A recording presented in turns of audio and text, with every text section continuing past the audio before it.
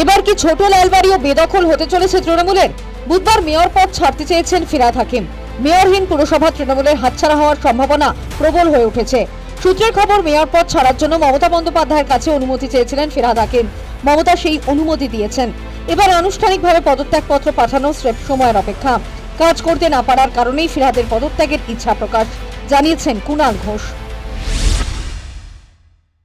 আজ মমতা বন্দ্যোপাধ্যায় আমাদের সর্বোচ্চ নেত্রী সব দিক বিবেচনা করে যে ফিরহাদ হাকিমের সম্মান রক্ষা, কোনো অমর্যাদা যাতে না হয়, এবং একই সঙ্গে পুরসভাকে যে ডিফাউন্ড করে রেখে কমিশনারকে দিয়ে চালানোর চেষ্টা হচ্ছে, এর প্রেক্ষিতে তাকে মেয়র পদ থেকে ইস্তফা দেওয়ার অনুমতি দিয়েছেন মমতা বন্দ্যোপাধ্যায়।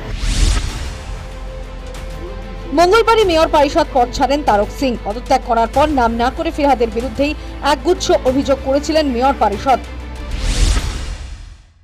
মেয়র কি নিজের দায়িত্বটা পালন করেননি?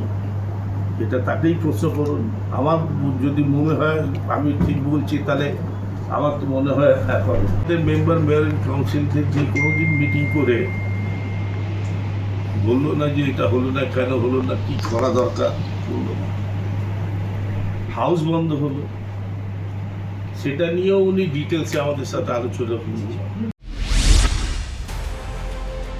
এর আগে বড় চেয়ারম্যানের পদ ছেড়েছেন দেবলীনা বিশ্বাস, সুশান্ত ঘোষ।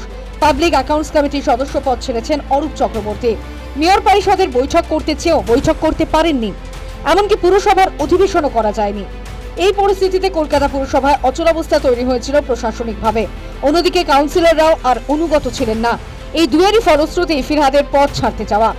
এবছরই কলকাতা পুরসভার নির্বাচন হওয়ার কথা।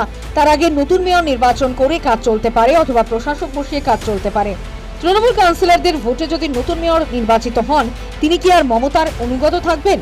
মমতার সিদ্ধান্ত মানবেন তৃণমূল কাউন্সিলররা? নাকি বিধানসভার মতো এখানেও নতুন কোনো ঋতব্রত বন্দ্যোপাধ্যায় বিদ্রোহী হয়ে উঠবেন? ক্রমশ আত্মবিশ্বাস কি হারাচ্ছেন মমতা বন্দ্যোপাধ্যায়? News time.